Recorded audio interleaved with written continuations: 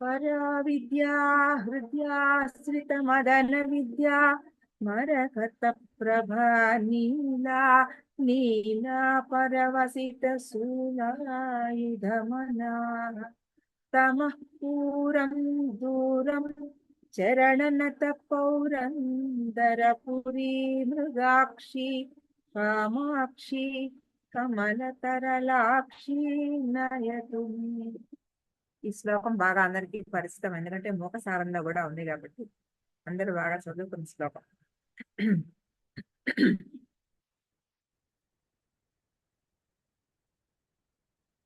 పర అంటే చాలా గొప్పదైన ఉత్కృష్టమైన విద్య, విద్య అయిన తర్వాత హృదయ మనోహారిణి అయిన శ్రితమదన విద్య, ఆశ్రయించిన కాది విద్య కల మదన విద్య అంటే మదనుడు ఉపాసించిన మన్మధుడు ఉపాసించిన విద్య కాది విద్య.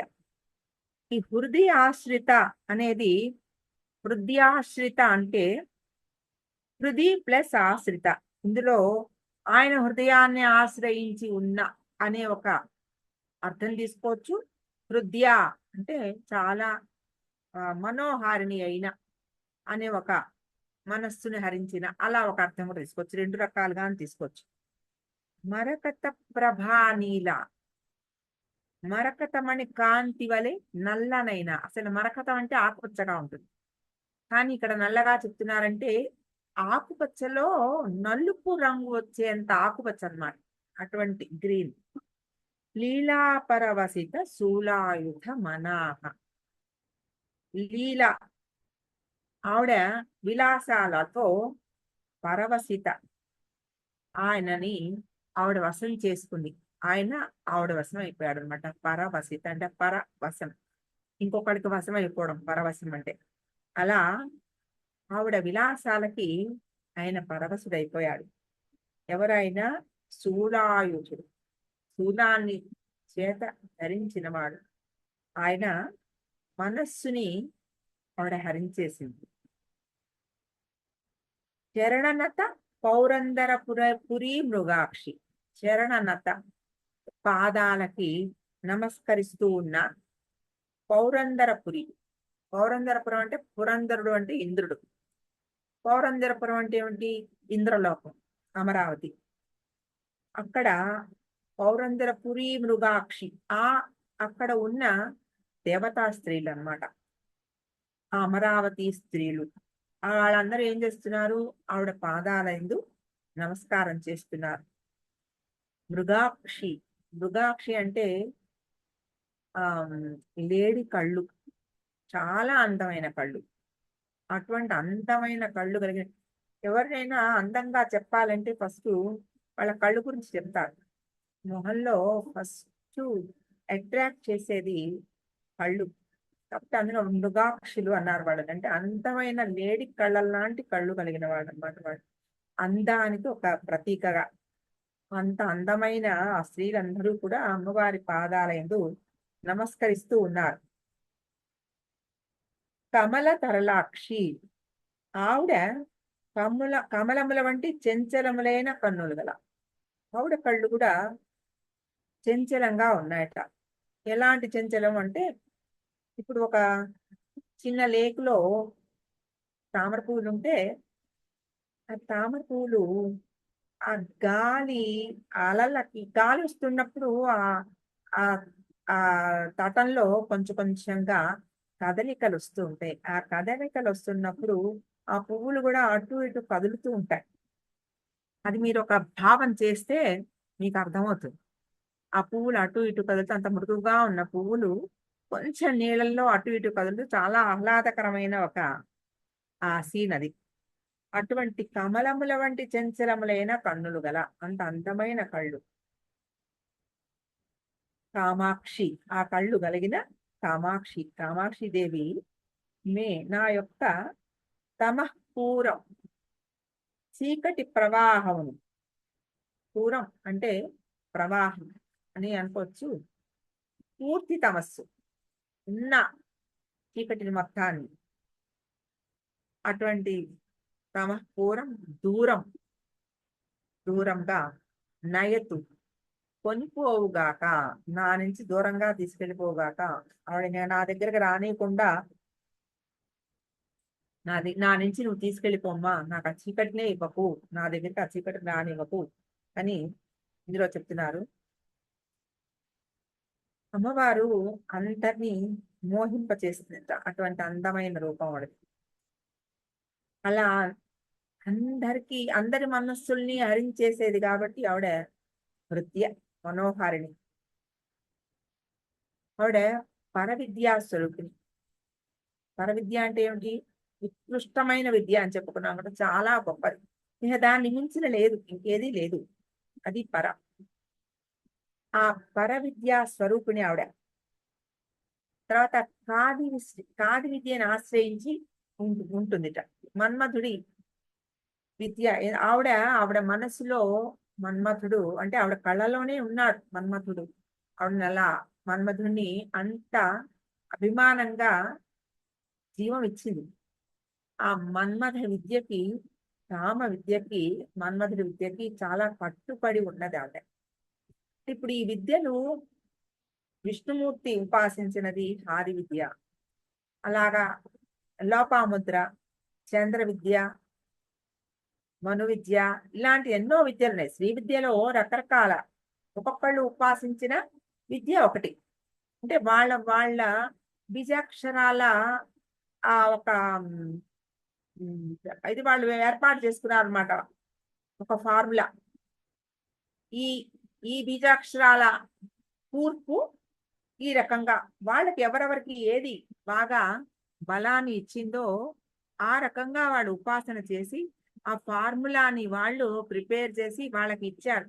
ఎవరు ఏ విద్యనైనా తీసుకోవచ్చు, కానీ అందరికీ కూడా చాలా సులువుగా అందగలిగినది, అందుకోగలిగినది ఈ కాది విద్య అనేది. శంకరాచార్యుల వారు మనకి ఈ కాది విద్యనే ఉపదేశం చేశారు సౌందర్యలహరి ద్వారా కూడా. కాబట్టి ఈ కాది విద్య అమ్మవారు ఎందుకు మనకి ఇచ్చారు శంకరాచార్యుల వారు అంటే కూడా, అమ్మవారికి ఆ కాది విద్య ఎందు ఒక స్పెషల్ అభిమానం ఉంది ఆవిడకి.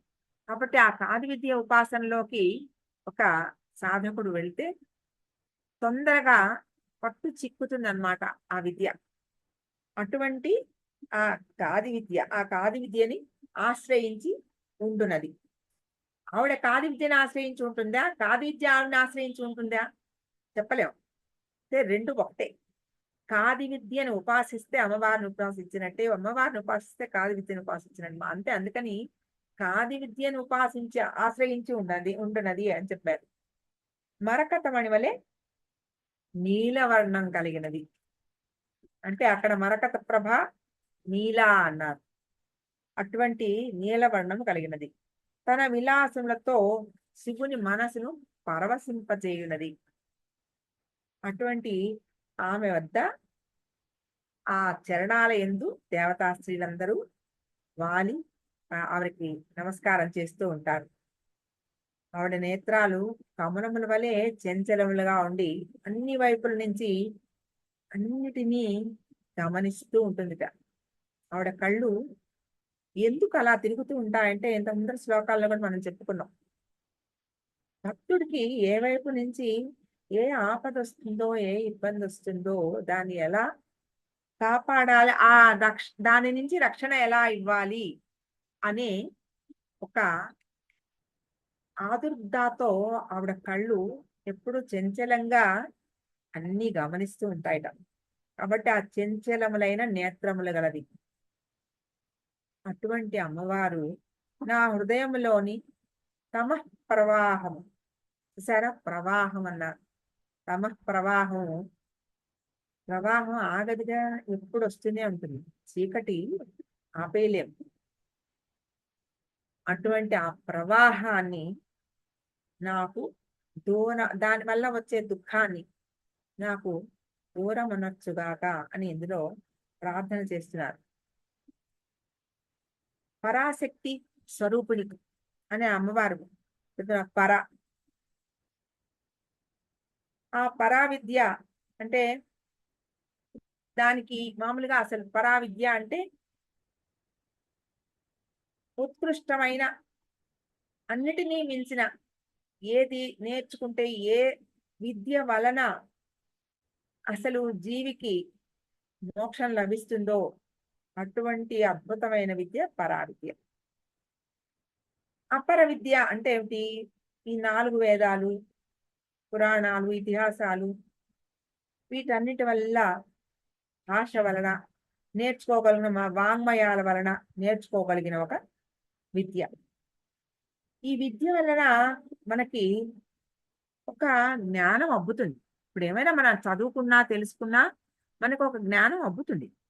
అక్షరాల వలన, అక్షరాలు ఫస్ట్ నేర్చుకుంటాం. అక్షరాల వలన ఒక వర్డ్ తర్వాత సెంటెన్సెస్, వీటన్నిటి వలన ఒక్కొక్కటి సెంటెన్సెస్ కూర్చుకుని వాటి వల్ల వచ్చే ఒక లోపల భావం ఏముందో తెలుసుకోగలిగిన ఒక శక్తి. ఇవన్నీ కూడా జ్ఞానమే. ఈ జ్ఞానం అంతా ఏమిటి? అపర జ్ఞానం. ఇవన్నీ అపర విద్యలు కాబట్టి అపర విద్యలు మనకు ప్రసాదించేది అపర జ్ఞానం. అంటే పరోక్ష జ్ఞానం. ఎవరో ఇప్పుడు రాశారు, ఇప్పుడు ఈయన రాశారు, ఇలాంటి అనుభవం అమ్మవారు మరకతమణి కాంతులతో ఉంది. తర్వాత ఆవిడ కళ్ళు ఇలా కదులుతున్న కమల తరళాక్షి, ఇవన్నీ రాశారు. ఆయన ఇవన్నీ చూస్తున్నారు, చూసి రాస్తున్నారు. ఆయనకి ఇది అపరోక్ష జ్ఞానం. అంటే ఆయనకి డైరెక్ట్ గా దొరికిన జ్ఞానం. మనకి ఇది పరోక్ష జ్ఞానం, మనకి డైరెక్ట్ కాదు ఇది. మనము వాళ్ళు చెప్పిన దానిని మనం భావన చేసుకుంటున్నాం. ఇదంతా ఇమాజినేషన్. కాబట్టి మనకి ఈ జ్ఞానం వల్ల, మనం చదువుకుంటున్న పుస్తకాల వలన, పురాణ ఇతిహాసాల వలన మనకి వస్తున్న జ్ఞానం ఏమిటన్నమాట? పరోక్ష జ్ఞానం, అపర జ్ఞానం. అది పర అవిద్య. అదంటే మనకి మనంతట మనం తెలుసుకోలేనంత మటుకు, ఆ తెలుసుకోగలిగిన శక్తి పొందే వరకు అవిద్యే. అవిద్య రూపం కూడా ఆవిడే. విద్యలోనూ ఆవిడే ఉంది, విద్యలోనూ ఆవిడే ఉంది. కాబట్టి ముందర అవిద్య నుంచే విద్యకు వెళ్ళాలి. ఈ పరోక్షంగా మనకి చెప్తున్న ఈ జ్ఞానాలన్నిటినీ కూడా క్రోడీకరించుకుని సాధన చేస్తూ, సాధన ద్వారా మనం కూడా అపరోక్ష జ్ఞానానికి వెళ్ళాలి. అపరోక్ష జ్ఞానం అంటే ఏమిటి? ప్రత్యక్షం అన్నమాట, అనుభవ జ్ఞానం. పర అపర, ఇది ఈ ప్రత్యక్ష జ్ఞానానికి మనని తీసుకెళ్ళగలిగినది ఈ పరవిద్య. ఈ పరా విద్య అంటే, పరా అంటే ఉత్కృష్టమైన విద్యగా అంటాను అర్థం చేసుకున్నా, పర అవిద్యగా తెలుసుకున్నా. పర ప్లస్ అవిద్య చేస్తే పరా విద్య అయింది. అంటే ఈ పరా విద్య అంటే విద్య, అందులో కూడా ఉన్నది ఆవిడే, అవిద్యగా ఉన్నది కూడా ఆవిడే. అవిద్య నుంచి విద్యలోకి తీసుకెళ్ళగలిగింది కూడా ఆవిడే. కాబట్టి పరా విద్యని మనం ఇలా కూడా అర్థం చేసుకోవచ్చు, అలా కూడా అర్థం చేసుకోవచ్చు. ఆ పర విద్య, పర విద్య, పరా విద్య, ఏదైనా కూడా ఆవిడ ఉన్నది. పరాగా ఉన్నది, విద్యగా ఉన్నది. పర అవిద్యగా ఉన్నది, రెండూ కూడా ఆవిడే. కాబట్టి అందులో ఉన్న ఆ శక్తిని మనం అర్థం చేసుకోగలిగిన ఈ శక్తిని మనకి ఆవిడ ప్రసాదించాలి. అక్షర జ్ఞానం నుంచి అనుభవ జ్ఞానంలోకి మన సాధన వెళ్ళగలగాలి. ఈ అక్షర జ్ఞానం అంటే ఇప్పుడు తెలుసుకుంటున్నా, చదువుకుంటున్నా, పుస్తకాల ద్వారా వింటున్నా, అంటే ప్రవచనాల ద్వారా విన్నా, ఇలా ఇలా అనుభవంట, ఇది ఇలా జరుగుతుందిట, ఇది ఇలా ఉంటుందిట, ఇది ఇంత ఉపాసన చేస్తే దీనికి ఇంత ఫలం ఉంటుందిట, ఈ మంత్రం వలన ఇలా ఉంటుందిట అనేది మనకిదంతా పరోక్ష జ్ఞానమే. మనకి పూర్తిగా మనది అనే ఒక జ్ఞానానికి మనం వెళ్ళలేదు. అలా వెళ్ళగలిగిన శక్తిని ఇవ్వగలిగింది పరా విద్య. అవిద్యగా ఉండి మనలో ఉన్న ఆ విద్యని సమూలంగా నాశనం చేసి విద్య వైపు తీసుకెళ్ళి పరాగా ఉండి మనకి విద్యగా చూపించేది. కాబట్టి పరా విద్య అనే దాన్ని మనం పరవిద్య పరావిద్య రెండిటిగా కూడా మనం అర్థం చేసుకుంటే రెండిట్లోనూ కూడా ఆవిడ శక్తియే ఉంది. ఈ పరోక్ష జ్ఞానంలోంచి అపరోక్ష జ్ఞానం. అపరోక్ష జ్ఞానం అంటే ఏం లేదు, స్వానుభవం. అది సత్యం ఏమిటో అని తెలుసుకోగలిగిన ఒక శక్తి ఆవిడ ద్వారానే మనకి లభించాలి. దీనికి గురువు కూడా సహాయం చేస్తాడు గాని కొంత మట్టుకే. ఎవరిది వాళ్ళకి వాళ్ళ సాధనా బలంతో వాళ్ళు పొందవలసిందే తప్ప ఇ- అది అమ్మవారి అనుగ్రహంతో పొందవలసిందే తప్ప ఎవరి సహాయము పనిచేయదు.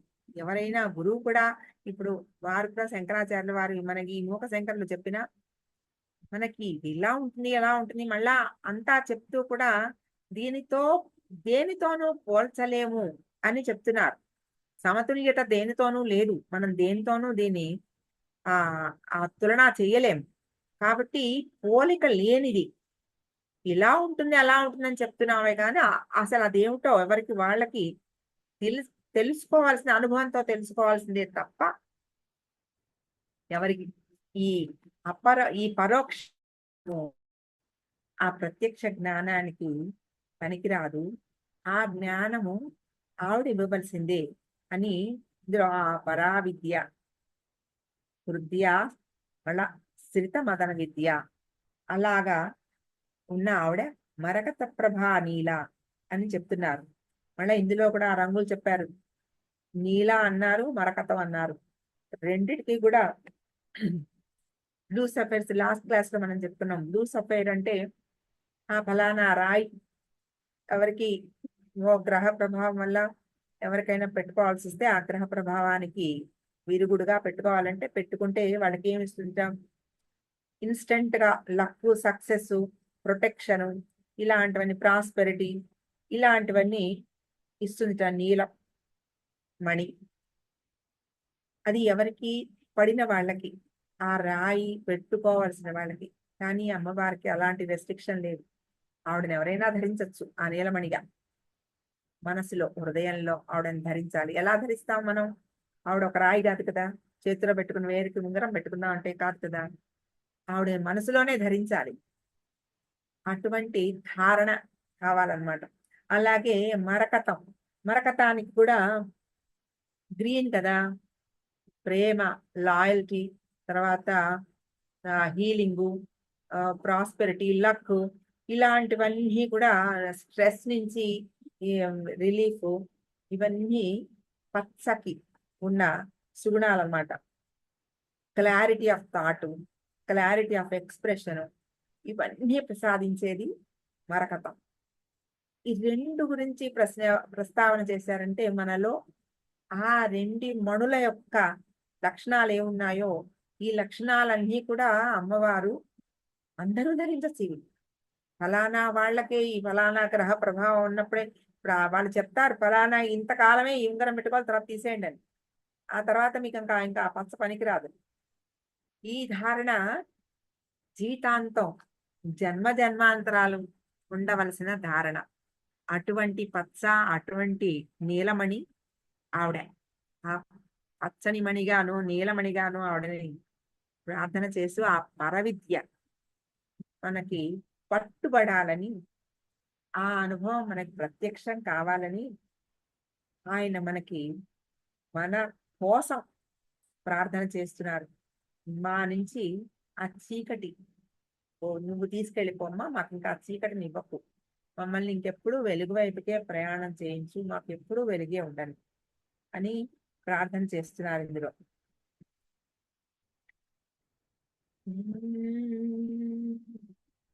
పరా విద్యా హృద్యాశ్రిత మదన విద్యా మరగత ప్రభా నీలా లీలా పరవసిత శూలాయుధమనా తమః పూరం దూరం చరణనత పౌరందరపురీ మృగాక్షి కామాక్షి కమలతరలాక్షి నయతు మే.